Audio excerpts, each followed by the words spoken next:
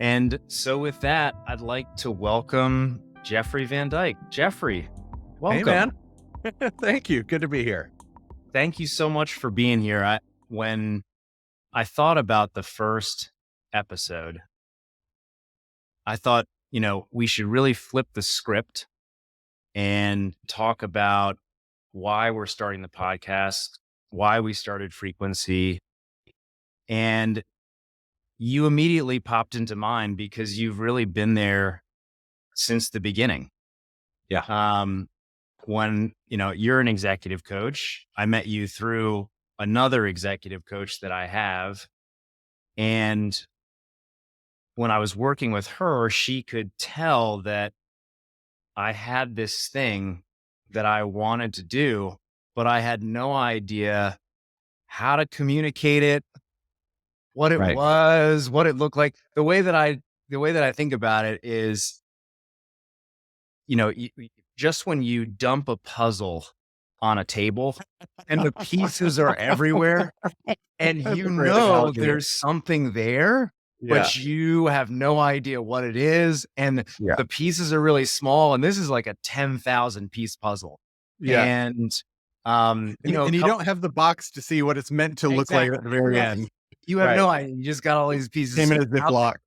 there. And that's kind of where I was, I felt like when I met you. Yeah. And in the past couple of years, we've really gone from that situation to starting a company and now starting a podcast to talk about health and wellness and the built environment and spaces where people feel good. So I'm really grateful that you agreed to do this. And I'm really looking forward to talking about the journey here, how we Yeah. got here Yeah. and where we're going.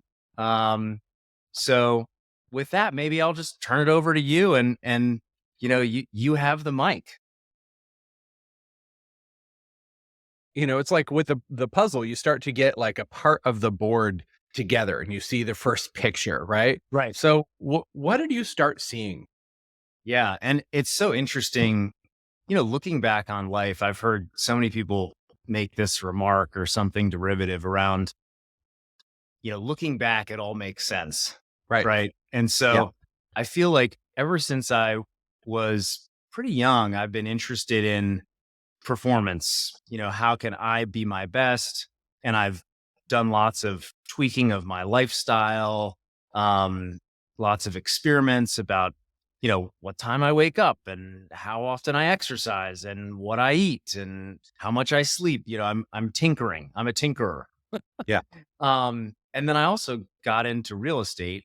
And one of the things I love about real estate is you can take something that the first thing I did in real estate was flipping houses.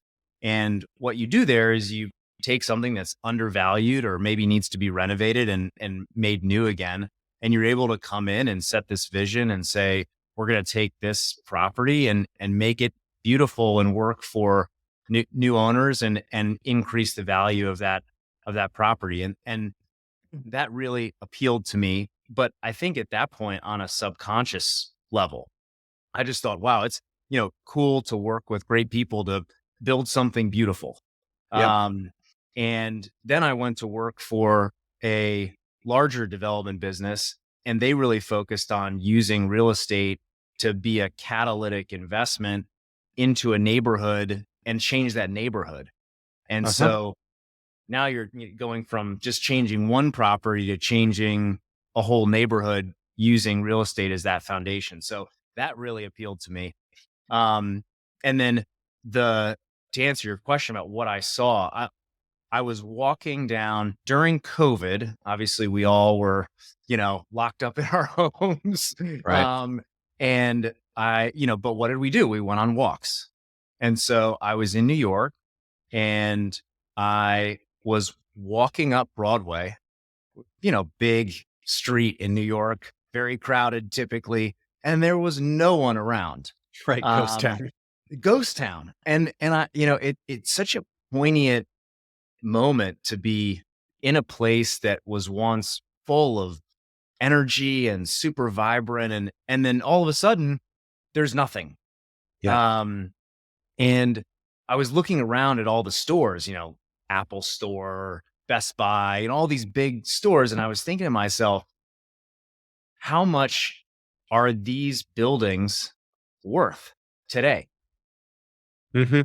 And the answer was zero, Yeah. because no one was there. That I mean, Yeah. and the light bulb that went on for me, the picture that I saw to answer your question was, what makes real estate valuable is the energy of the people in that space. And if you have a lot of energy, you have, people in that space that love being there, that real estate is going to be worth a lot. Yeah. And that was the spark for me to start thinking about, okay, well, if that's true, if the energy of the people in a place is really what matters, how would we change the way we build real estate to optimize for that? What are you hoping to accomplish with this podcast? Well, I think first it's going to be a lot of fun, because we're going to be, we're going to have great conversations with really smart people doing super interesting things at this intersection of science and tech and wellness and the built environment. So that's first, and we're going to, visit cool spaces where people feel good and learn about how they got built. And so I think first off, we're going to have a lot of fun. Second piece is, I'm really excited to share the idea that your environment can have an impact on how you feel. Yeah. We spend, 90% plus of our time indoors.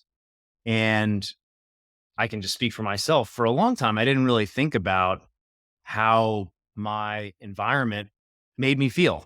I would Right. attribute not feeling good to, well, maybe I didn't get enough sleep last night, or, maybe I, worked out too hard or didn't work out enough, or Right. maybe I ate something that I shouldn't have. There are all these other places I went first to, attribute how I was feeling. But Yep. really, I think we should be asking the same questions of our environment. Well, what's the air quality like? How much CO2 is in the room? We know that having too much CO2 decreases our cognition. And so, hey, let's open a window. And there's simple things that we can do to help our environment make us feel good. But I think the idea, spreading the idea, whether you're a real estate developer or someone just interested in their own performance or feeling good. I think my goal is to help people think critically about where they spend their time and the environment they're in, and then how they can change that environment to change how they feel. That's Yeah. ultimately the big idea that we're sharing. If we look at some of the other ones, I'm just curious what interventions or products. Yeah, I mean, one of the things we could talk about is resilience. So, one of the things we're doing in our buildings, and it's great because I feel like the consciousness around well-being has grown so much Yeah. in the past decade. I mean, COVID obviously, I think, accelerated that to a great degree, but Right. many of us are really aware and interested in what are the things we can do to be healthier. Right. And longevity is obviously a very hot topic right now. How can we be healthier and live longer? But in our buildings, we're starting to install saunas and cold plunges, and Okay. that's heat and cold stress. Yeah. And my Positive experience, stress. positive stress, right? Yeah. My experience with them is that they help me get into the parasympathetic nervous system, even though if you're doing cold plunge, that, that first In that very moment. that first dunk may be alarming. Yeah. But as I'm you know, going going and using those, um, it's getting me back to the parasympathetic nervous system over time.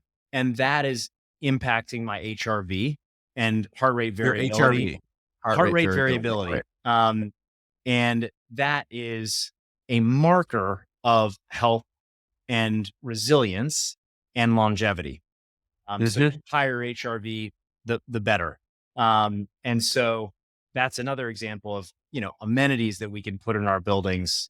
And other piece to talk about is just where we live impacts what we have access to, right? Right. So it's not only the four walls around us, but do you have access to? A cold plunge and a sauna and a gym, and do you have access to great farm fresh food? Do you have access? How can you change your environment to have more proximity, better proximity to what the ingredients are to making you feel good in your space?